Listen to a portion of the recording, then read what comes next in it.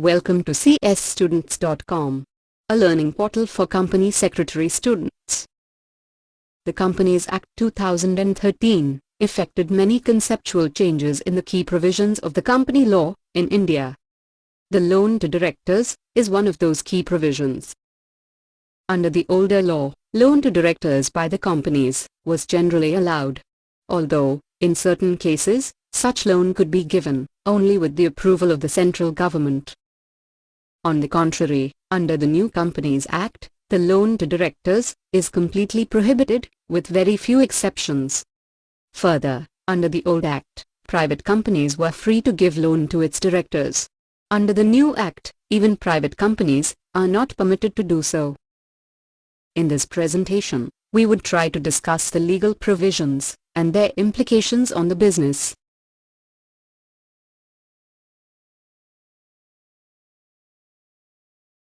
Section 185 of the Companies Act 2013 prohibits to give any loan to directors.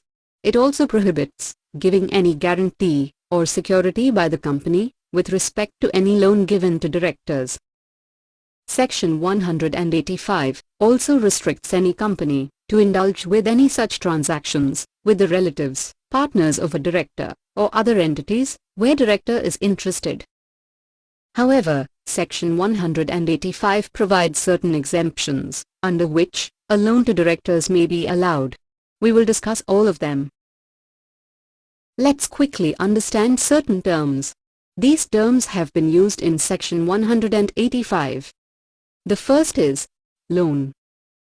As generally we know, loan means an amount given by one person to another with a promise to repay in future. It could be a short-term or long-term loan.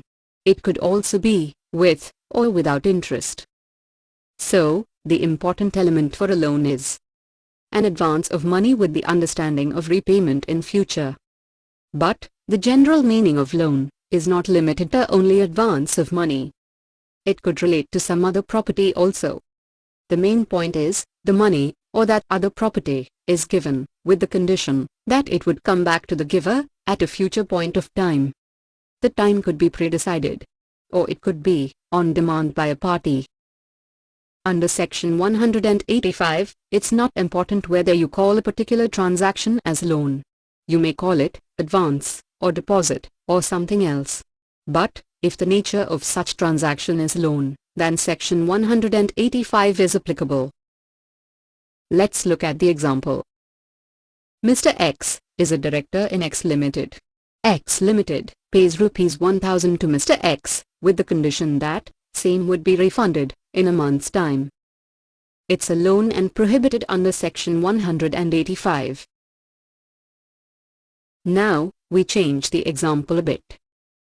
Mr. X has an obligation to pay Rs 1000 to Mr. Y. Mr. Y insists on payment, but Mr. X could not pay. X Limited pays that 1000 to Mr. Y on behalf of Mr. X. And then, this 1000 becomes due by Mr. X to X Limited and takes the color of the loan to director. This is also not allowed under Section 185. The next is giving guarantee. Section 126 of the Indian Contract Act 1872 provides the definition of guarantee. It says, a contract of guarantee is a contract to perform the promise or discharge the liability of a third person in case of his default. Let's try to understand it with our example. Mr. X is borrowing a loan from a bank, and for this loan, X Limited is giving a promise to bank that if Mr. X defaults on the repayment of loan, X Limited will make the payment. This means, in future, if Mr. X defaults the repayment, the bank will have the right to recover the said loan from the company. And if bank does so, the company will have to make the payment. Here, director has not taken any loan from the company directly. But, at the end, he enjoyed the money at the cost of the company. This transaction is not allowed under Section 185 of the new Companies Act. The next is providing any security. General classification of securities. First is mortgage. The security creation is called mortgage if security is being created primarily on immovable property. Second is pledge or hypothecation. So, if the security is being created on a movable property. Mortgage is governed mainly through the Transfers of Property Act. Pledge or hypothecations are governed under the Indian Contract Act. Security is always created on some property. So, one needs to have a property to create the security. Let's see the transactions of creating security with the perspective of Section 185. So, Mr. X is director of X Limited. Now, Mr. X is planning to borrow some money from a bank, and X Limited is securing that loan by mortgaging one of its property. Means, in future, if Mr. X defaults on this loan, the bank will invoke the mortgage and sell the property of X Limited and recover the outstanding loan. Ultimately, X Limited paid for the borrowings done by one of its director, which is not allowed under Section 185. The next term is book debt. Book debt is basically a term frequently used in accounting. It denotes a debt connected to trade, such as debtors-creditors relationships, or bills payable, or receivables, etc. But, for the purpose of Section 185, the significance of the term book debt is going to be large. Let's try to understand with an example. There is a company called X Limited, and Mr. X is one of its director. Mr. X has a personal obligation to pay a sum of 1 lakh to Mr. Z under some transaction. Now, instead of Mr. X, X Limited makes the payment of rupees 1 lakh to Mr. Z. In the books of accounts of X Limited, it will show that the amount paid on behalf of Mr. X and now receivable from him. Means, in this transaction, although the company has not given any direct loan to its director, but, ultimately, after the transaction, in X Limited's books of accounts, Mr. X has been named as debtor and has an obligation to pay back to X Limited. This is not allowed under Section 185. Another example, the X Limited sells some goods to its director on credit. That could also be treated as book debt and may not be allowed under Section 185. As we just discussed, Section 185 prohibits any loan in the form of book debts with director. However, each transaction should be independently analyzed carefully to see whether it should be prohibited or not. Let's see the legal provisions of Section 185. So, the subsection 1 says that, save as otherwise provided in this Act, no company shall, directly or indirectly, advance any loan, including any loan represented by a book debt, to any of its directors, or to any other person, in whom the director is interested, or give any guarantee, or provide any security, in connection with any loan taken by him, or such other person. So, the subsection 1 puts a restriction on the companies to give any loan to its directors, or to provide any guarantee, or security, in connection with a loan taken by its director. The restriction is also applicable with regard to any loan to other person in whom the director is interested. Additionally, providing any guarantee or security is also restricted in such cases. Means, transactions of loan or transactions of giving guarantee or providing security are prohibited if either relating to any director or to any other person in whom the director is interested. Now, let's see the list of those persons in whom the director is interested for this purpose. The list is provided in the explanation to subsection 1 of Section 185. The first entry in that list is any director of the lending company, or of a company which is its holding company, or any partner or relative of any such director. So, in one of our earlier example, if X Limited has 3 directors, say, Mr. X, Mr. Y and Mr. Z, X Limited cannot give any loan, or provide any guarantee or security, in connection with any loan, given to any of these directors. The subclause also includes the directors of the holding company. So, if X Limited has its holding company, and that holding company has 3 directors, X Limited cannot give any loan or provide any guarantee or security in connection with a loan given to the directors of that holding company.